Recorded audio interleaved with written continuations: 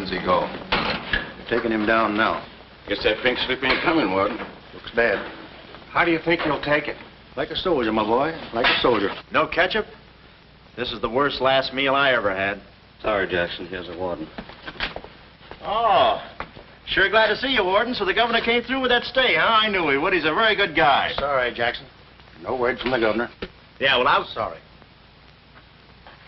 No word?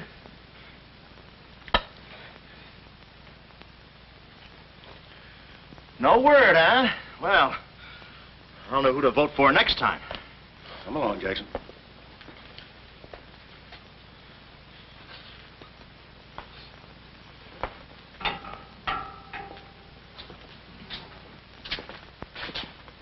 Nice, cozy little nook. Oh, so that's it, huh? Mind if I take a look? I wouldn't advise it. You're getting soft, Warden.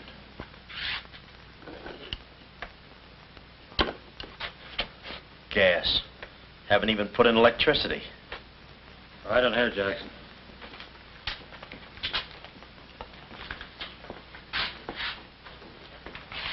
Jackson, I'm going to grant you a special privilege not often given to a man in your position.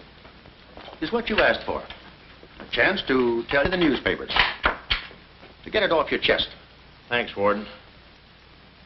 See you in a while, Jackson. I'll be right here. Oh, Mr. Jackson, I think you're wonderful. You've really got what it takes. Well, I ain't exactly a cream puff. Cigarette? Never mind. Thanks, George. Might be a saw on that one. Oh. Well, you've got what I call guts. Well, the way I figured... Anybody got a match? Yeah. The way I figured, if a guy feels in his heart he's taking a phony rap, well, it's not so tough to kick the bucket. It's not so tough to walk that last mile. It's just tough to light a cigarette, that's all.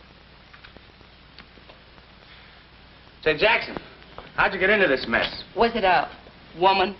It's always a woman. You should have seen this woman. Skin like smooth satin, beautiful blue eyes, dark silken hair.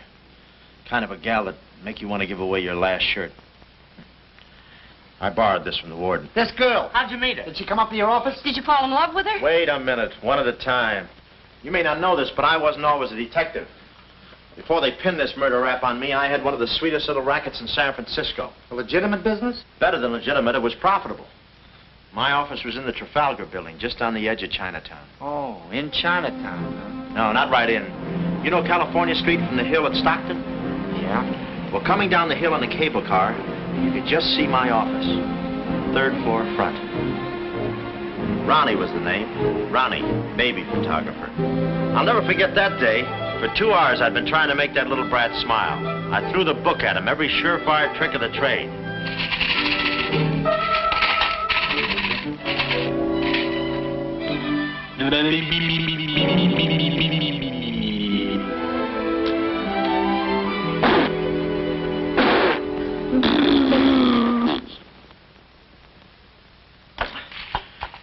This kid's gonna grow up to be a sponsor.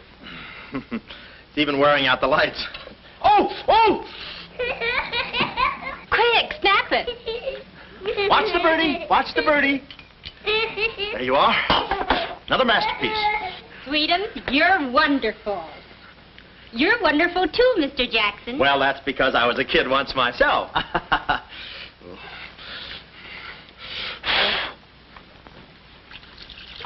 I'm just dying to see those proofs.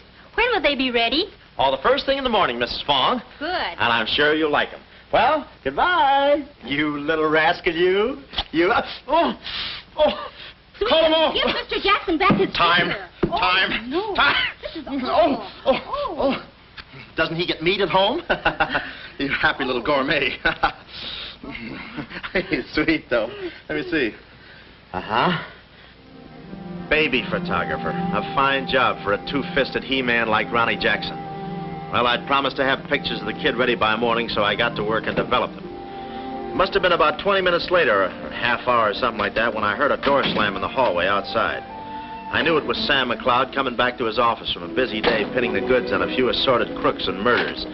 Sam McLeod, the coolest, toughest private eye in the business. You see, I wanted to be a detective, too. It only took brains, courage, and a gun, and I had the gun. I'd figured out a way for Sam to hire me, so I started across the hall. Already, I could see my name in big letters. Ronnie Jackson, Private Eye. What I didn't see was the small print underneath. Rest in peace. Yeah, well, don't worry your pretty little head about it, baby. I'm catching a rattler for Chirac now. Hi, Sam. Oh, listen, baby, it'll take more than a couple of hopped-up gunsels with itchy fingers to scare me off. Yeah. Yeah? We'll have to talk that over some rainy night in front of a nice warm fire. I'll bring the matches. Goodbye. What's on your mind, Ronnie? Matches. No, I mean, look, Sam. It came today, license and everything. Now can I be your partner? I told you before, stick to watching the birdie and you'll die of old age. Oh, yeah, but I was cut out for this kind of life. All my life I wanted to be a hard-boiled detective like Humphrey Bogart or Dick Powell or even Alan Ladd. You don't have those beautiful women coming into the office and those warm fires on those rainy nights. That's the kind of life I want. How about it, Sam? Huh? Smooth, huh? Say, I can be a lot of help to you, Sam. Look, here's my latest invention right here. A camera with a keyhole lens. Takes pictures right through doors.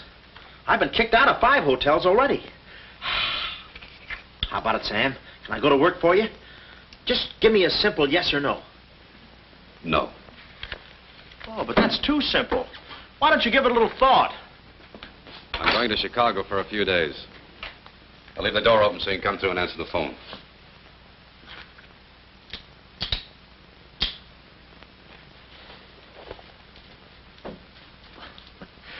A little stiff.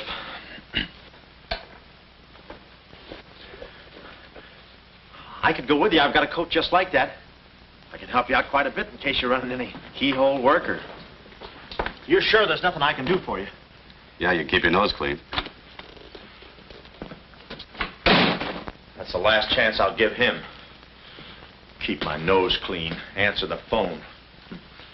I ought to go in business for myself. Ronnie Jackson, the Private Eye. I could catch those gunned-up hopsels over a warm fire, even if it wasn't raining. Drink as much as he can.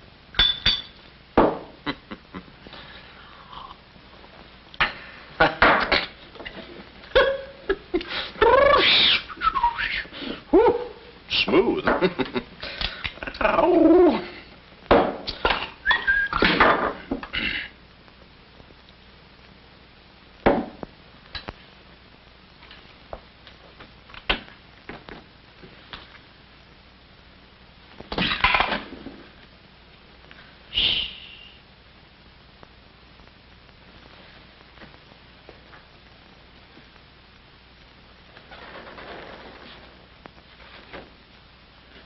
I suppose you wonder why I act this way.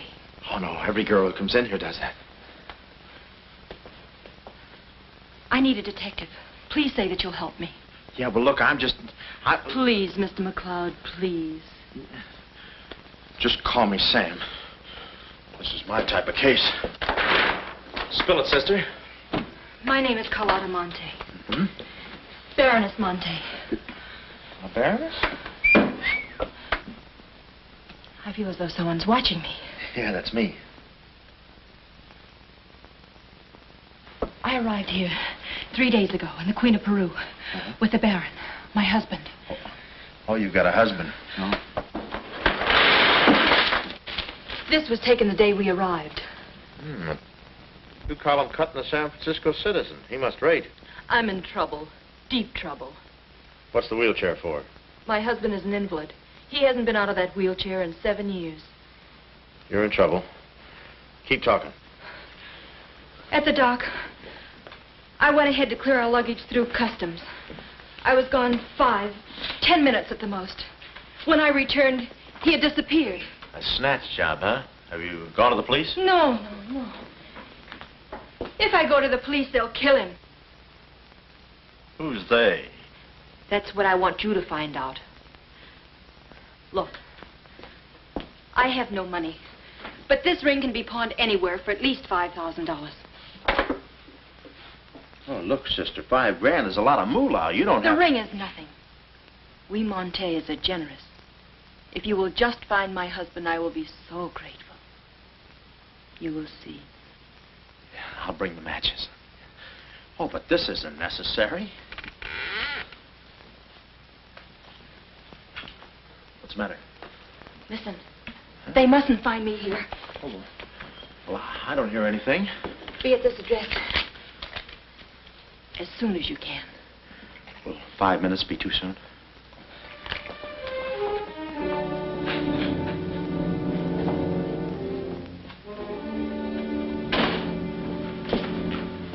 We're dealing with dangerous men. Be careful. They mustn't know you're a detective. Don't worry your pretty little head about it, honey. I'll find your husband. Fool that I am. Shh. Somebody's coming.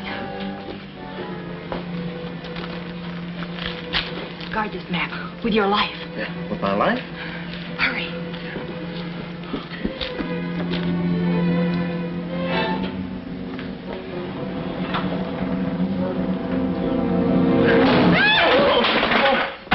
Oh, it's you, Mabel. Oh, I'm sorry. Here. There you are. Come in the studio some night after hours, and I'll take your picture when everybody's gone. No charge. Except for the negatives. Come right in. Prints are $1.50. Anytime.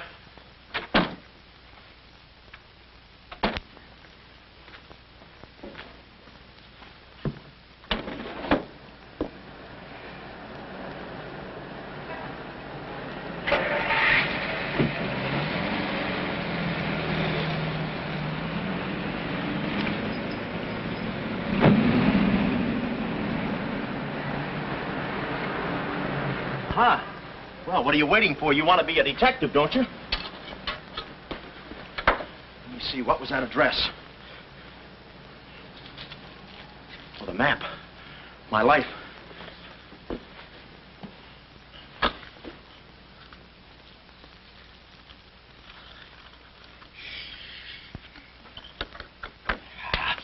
Smooth.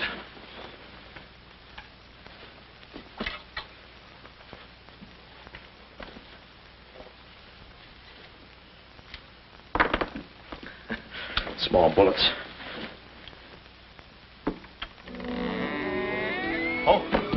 Ain't this your camera, Ronnie? Oh, yeah, thank you very much. And say, you don't have to pull no gun on me to kiss me anytime. I was on my own. A missing husband and a dark-eyed dreamboat up to her gorgeous lips in trouble. What a parlay. And oh, yeah, that mysterious map. The whole thing just like you'd read it in a detective magazine. I had my car for the address the doll gave me, and it turns out this place is practically a sleeper jump from town. Anyway, later that afternoon, I'm driving through the gates of one of those upper bracket estates down in the peninsula. Pretty soon, I come to another gate. That should have been my cue to put the car in reverse. And then I got a load of the mansion. Oh, what a joint. Must have been something left over from Wuthering Heights. You know, the kind of a house that looks like you can hunt quail in the hallways. I didn't know it then, but I was going to be the quail. Beautiful day, isn't it? Well, maybe it isn't so beautiful. It is day, though. But it's late. Sort of.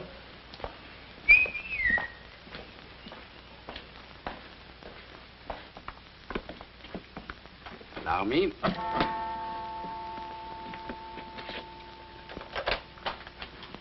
Oh, Dr. Landau.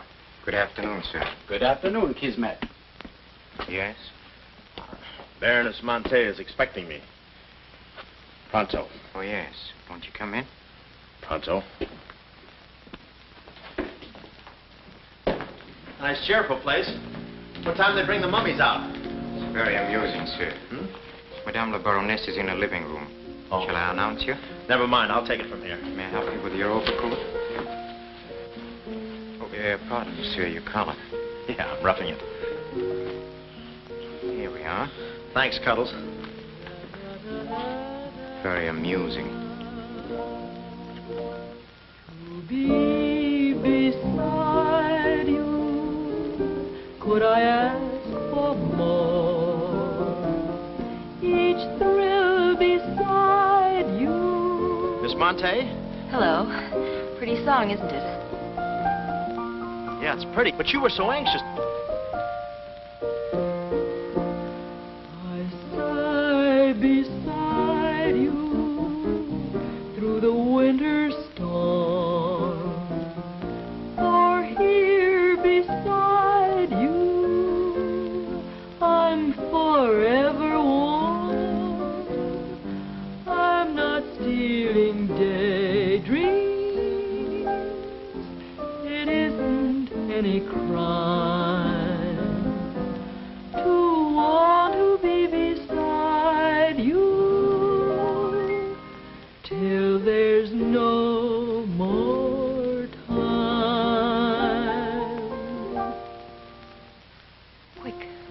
Quick. First, I must know this. Are you a man who is afraid of danger? No, you can get as close as you like. Baby, we're in this together. I'm with you till my dying breath. Please, you mustn't. Yeah, better not leave any fingerprints. Listen closely. My uncle, Baron Monte, came to this country. Your uncle? Yes. Yeah, but I thought you said the guy was your husband. Well, I had to have your help. I know men. Somehow they always seem to be more interested in the problems of young wives with older husbands. Oh, no. It just seems that way to you. Please listen. Hmm? My uncle came to this country on a very important mission. So important that he wouldn't tell anyone about it, not even me. Your uncle, huh? So he's not your husband. Well, did I quote you any rates? I may work cheaper, you know. Please, not now. Too fast, huh? Okay. Tell me, did your uncle have any enemies? Not that I know of. Huh? And how about this house? Who lives here? It belongs to a Major Simon Montague. He was a former business partner of the Baron's. When my uncle disappeared, I was frantic. So I called Major Montague, and he offered to help me. Mm-hmm. And what do you know about him? My uncle trusted him implicitly. And still, he treats me like a child. Tells me not to worry. Says that he's handling things. And all the time, I feel as though I'm being watched. And he's been so sweet and kind ever since my arrival. Getting kind of dark in here, isn't it?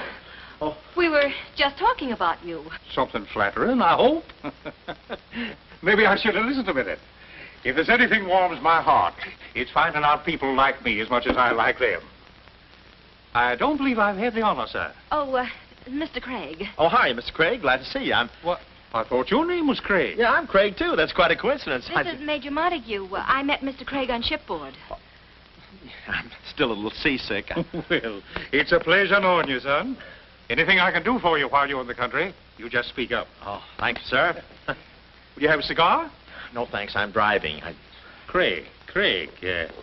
Now, where have I heard that name before? Madame, there's a phone call for you. Please take the message. After all, Carlotta, it may be important. Yes, you're quite right. Excuse me, Mr. Craig.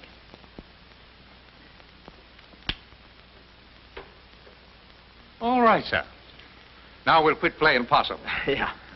How do you do, Mr. McLeod? Well, Oh, Craig is the name. Elliot Craig. I was shipboard and... Oh, you know the... You're a private detective. Oh, yeah. Yes. Sam, just call me Sam. And just to show you my heart's in the right place, I'm going to help you do a little detecting. Okay. This way, son. Coming, Dad. I may have a little surprise for you. You pardon us, gentlemen? Certainly. This is Mr. McLeod. Mr. McLeod, I'd like you to meet... The man in the picture, Baron Monte. How do you do? Yeah, but she said you'd been snatched. You have my word for it, young man. I'm not a mirage. Yeah, but she told me she seemed so... I don't get it. Such a lovely girl. The very flower of young womanhood, too. Perhaps Dr. Landau can tell you about her. I believe you've met the doctor. Oh, yes, we had a long talk outside. Beautiful day, isn't it? I said that. Well, Mr. McLeod, as you perhaps know, it is not the habit of a psychiatrist to put on display the skeletons in anyone's family closet. However, I believe you are entitled to an explanation of the strange behavior of Baron Monte's wife. Wife? But she just told me she was his niece. Last week she was his little sister. It is not funny, Major.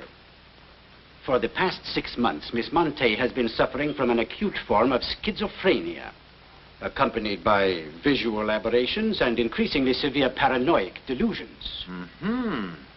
And how is she mentally? Our friend Mr. McLeod is a Harvard man. I am not. Fairmount High. Cleveland. Won't you sit here, please? Mm-hmm. I'll try to simplify the case. Oh, well, make it easy on yourself. I handle all these... Miss Monte has an obsession that her own life is in danger. And she believes that her uncle, the Baron here, has been kidnapped. Well, gee, I mean, why don't you bring her in here and show her the Baron? Yeah? Yeah, that's what I'd do.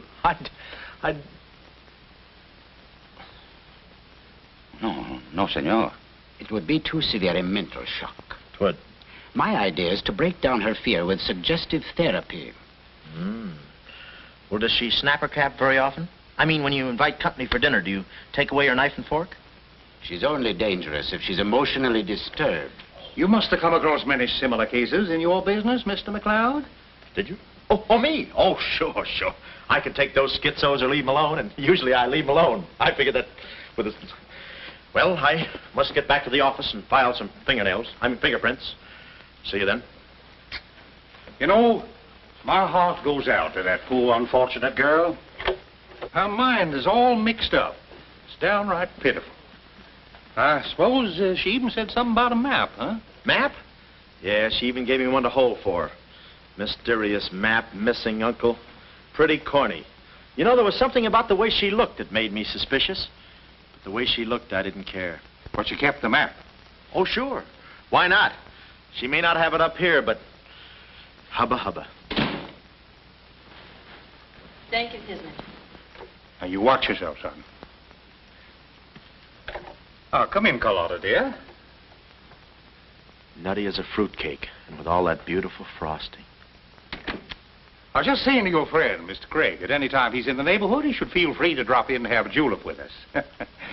You all excuse me? Oh, don't go, Major. You know the old saying, three's company and two's a crowd. You take care of yourself, son. Yeah. Well, here we are, alone at last. Goodbye. Do you know who that phone call was from? Napoleon? Her schizo's about to phrenia. Why did I get up today? I just spoke to my uncle. That's funny, so did I. Who? My uncle, Baron Monte. He told me not to worry. But I'm terribly disturbed. Emotionally? Yes. He said he was safe. Oh, he's safe, all right.